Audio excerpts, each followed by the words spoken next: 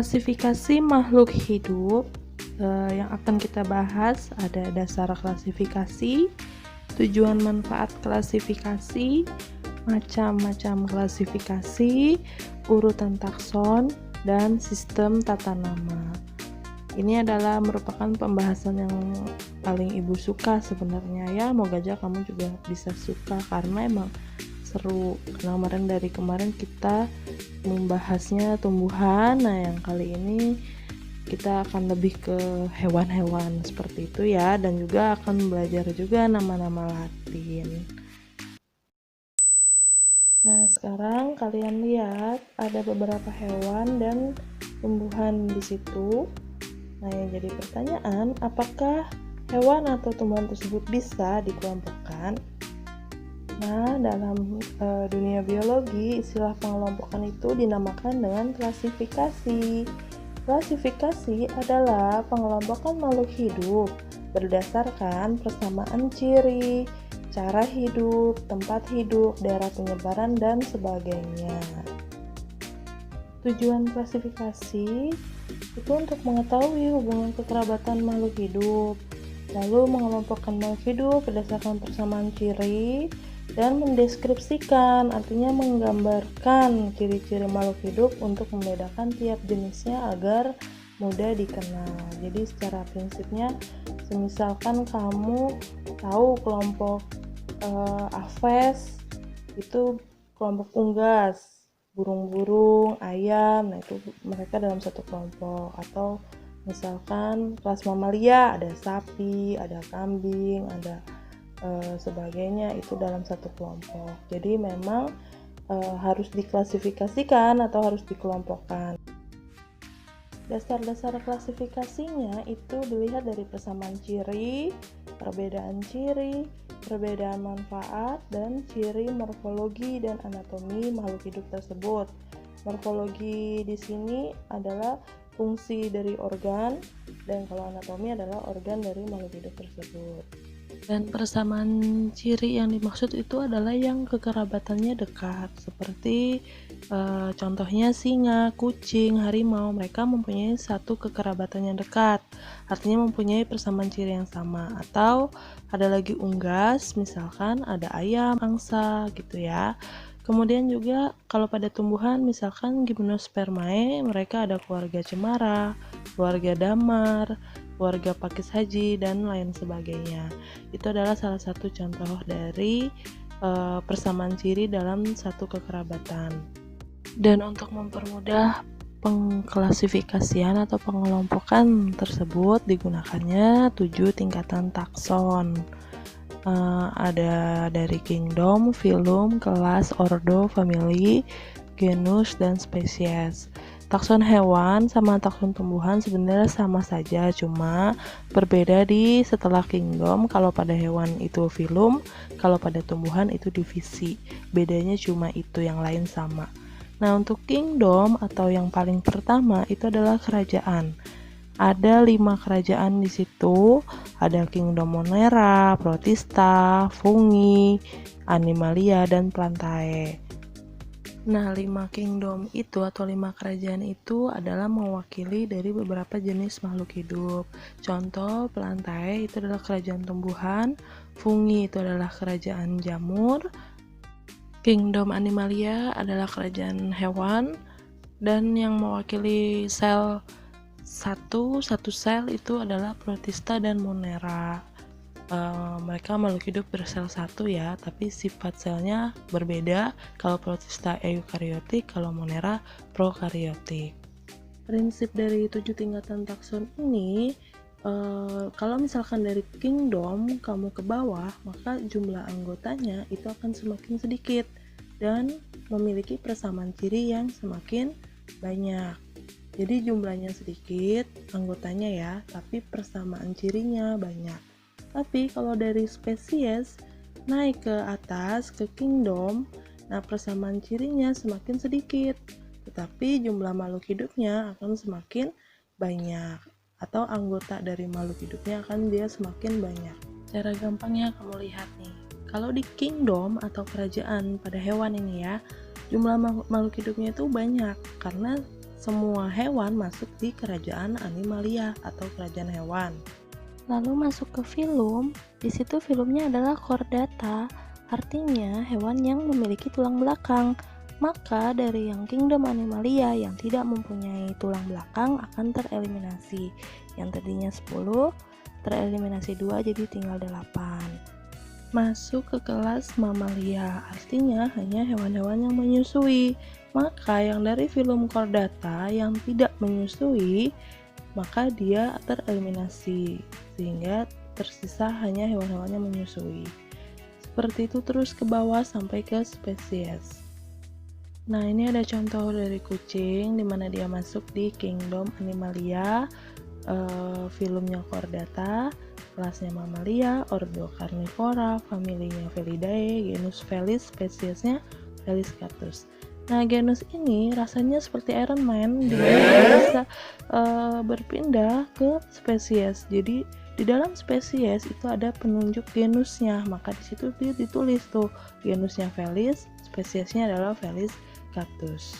Tidak hanya di kucing saja, di semua makhluk hidup, kalau genus pasti dia akan menjadi penunjuk spesies juga. Seperti contohnya pada guguk ini, genusnya Canis, maka spesiesnya adalah Canis familiaris.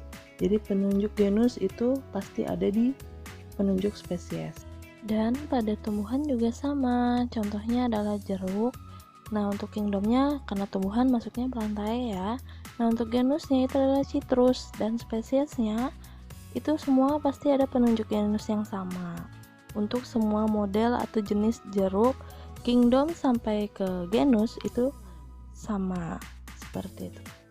Dan karena spesies itu terdiri dari 2 kata, yaitu yang dapat dari genus tadi, maka dibentuklah yang namanya tata nama ganda atau binomial nomenklatur. Penulisan binomial nomenklatur, misalkan kalau kamu nulisnya diketik, itu bisa dengan huruf tegak lalu diberi bold atau dikerengin, atau bisa juga dengan huruf yang miring gitu. Tapi tidak juga harus menggunakan keyboard, tidak harus komputer. Kalau tulisan tangan kamu bisanya miring juga nggak apa-apa. Kemudian bisa juga dengan cara diberi garis bawah yang terpisah untuk nama genus dan nama spesiesnya. Kalau nggak mau dipisah juga nggak apa-apa, garisnya lurus juga tidak apa-apa. Huruf pertama, yang kata pertama atau petunjuk genus itu tulisannya huruf besar atau kapital. Nah, huruf pertama pada kata kedua atau petunjuk spesies itu hurufnya kecil. Jadi penulisan ilmiah ini bisa dengan 3 cara. Bisa garis miring, bisa diberi garis bawah, bisa dipertebal, seperti itu. Dan ini adalah nama-nama ilmiah atau nama Latin dari tumbuhan dan hewan yang sudah mengikuti tata cara binomial nomenklatur. Emang paling gampang itu adalah yang garis miring. Itu ada jagung, jamais, mangga, Mangifera indica, ada Arachis hypogea, atau di hewannya juga ada Elaetes maximus, Felis domesticus, Felis tigris, seperti itu ya. Ini adalah nama-nama Latin atau nama ilmiah dari tumbuhan atau hewan. Selanjutnya kita masuk ke kunci determinasi. Kunci determinasi itu adalah petunjuk yang dapat digunakan untuk menentukan famili, ordo, genus atau spesies pada hewan dan tumbuhan.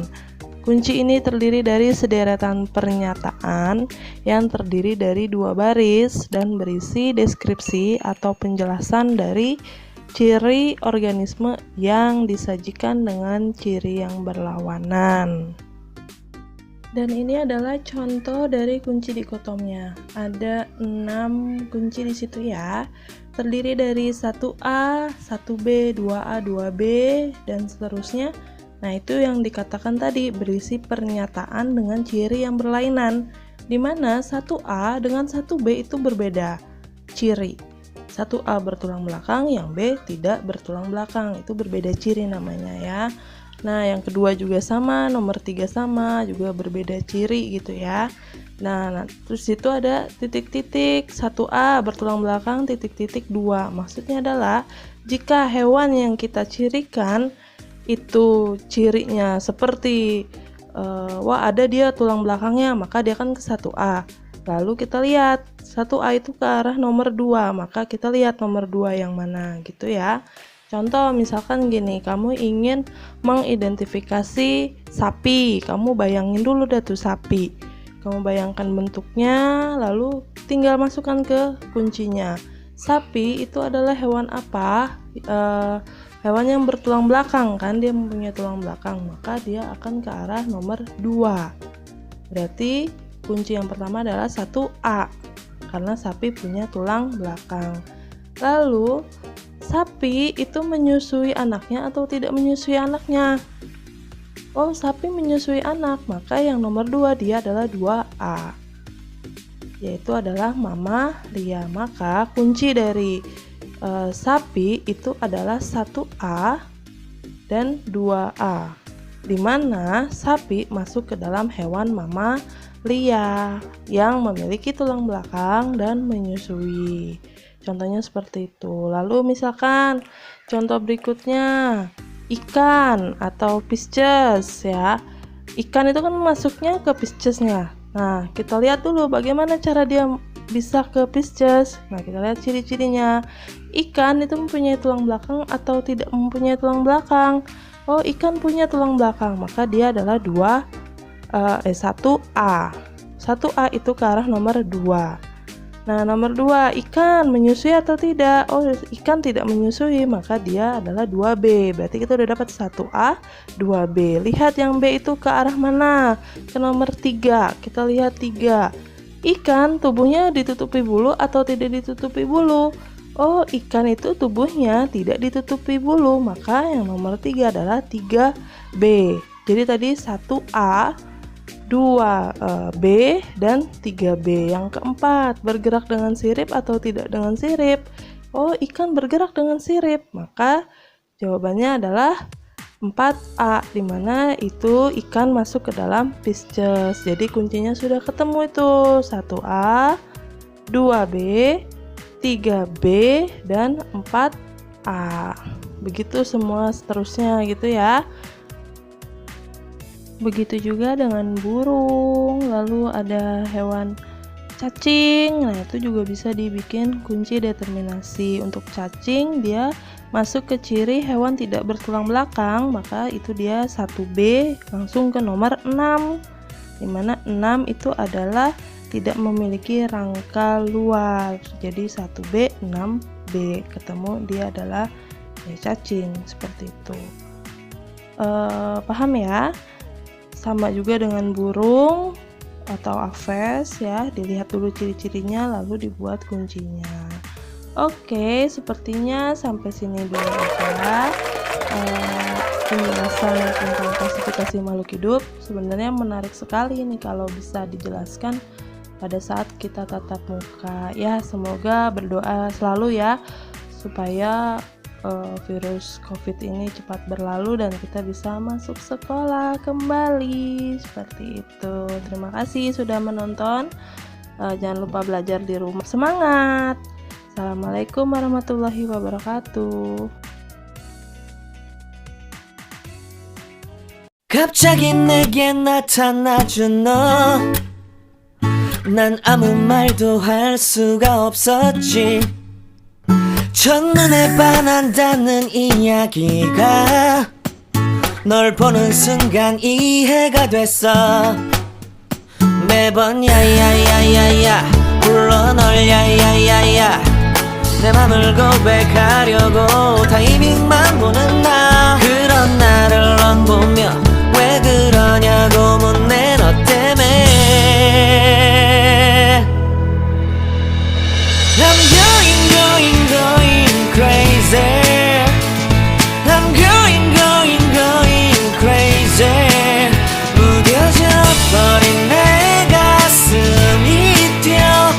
I'm going crazy.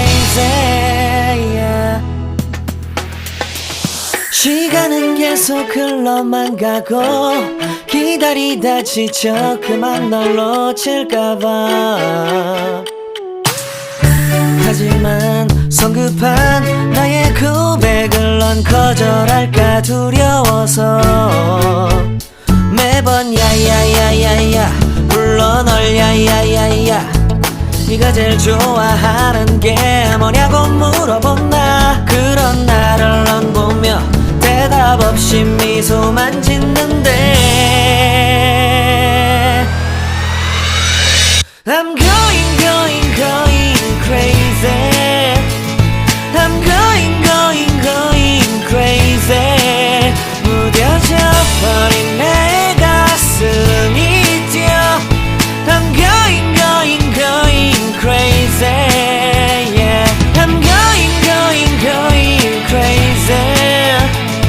어쩔 수 없는 걸 널 보면 아무런 일도 할 수 없는 걸 I'm going going going crazy.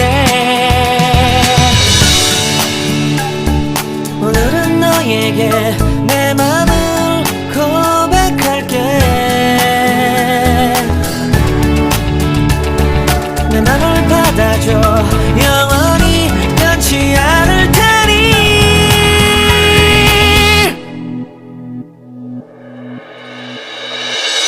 I'm going going going crazy.